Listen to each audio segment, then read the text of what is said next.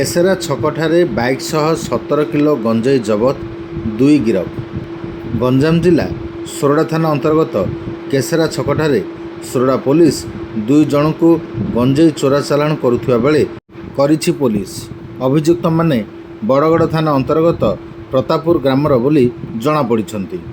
सूचना मुताबक संध्या समय सोरडा पुलिस चित्तरंजन साहू और सुनील खंडगरी और अन्य स्टाफ माने पेट्रोलिंग करुथिबा बेले कंधमाल पटु एक बाइक रे 17 किलो गंजेई थिबार ठाब पाइथिले, जहाकु पुलिस केसेरा छकठारे काबू करिछि।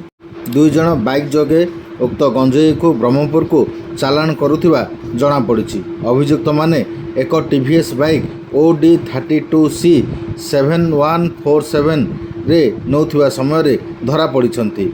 उक्त बाइक सह 17 किलो गंजेई को जबत करी 2 जन को कोर्ट चालाण करिथिबा सूचना दैछन्ति सोरडा थाना अधिकारी रमेश कुमार प्रधान।